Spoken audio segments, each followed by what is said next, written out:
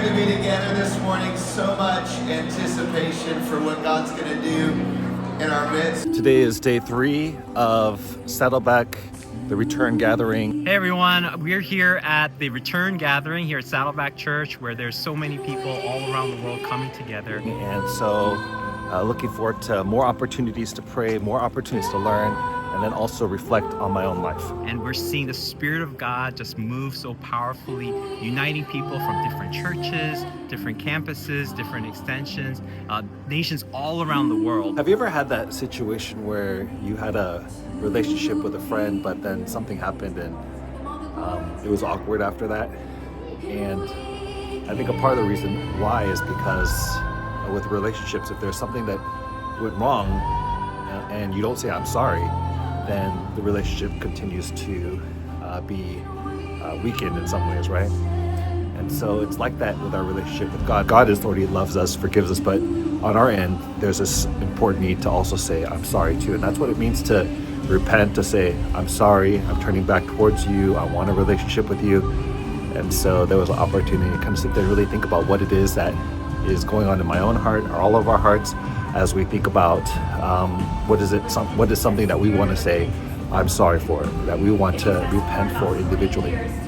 And once again, there's no one righteous, not even one. All have sinned, fall short of the glory of God. So there's no one that can say I'm perfect. And so that's why, as Christians, all of us can say that we were sinners in need of a Savior.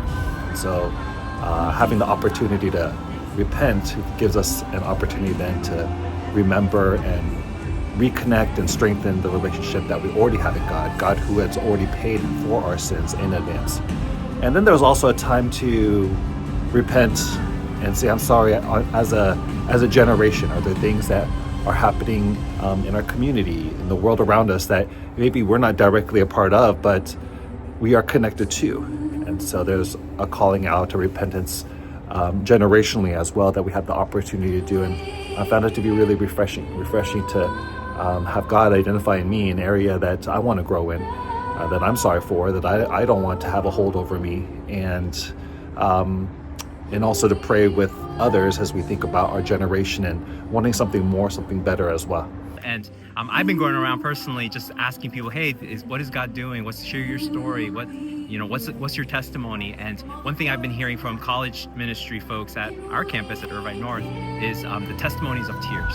Of just tears coming down, tears of gladness, tears of joy, tears of hope, tears of healing. And so we're so grateful to see what God is doing, and it's such a sweet spirit here at Return Gathering. And I'm hearing so many stories of breakthrough over and over and over again, and it's such a huge amount of joy. And so I hope you guys can swing by at Return Gathering or any of our weekend services. It's going to be a great time together. Let's give Him all the glory tonight, and we can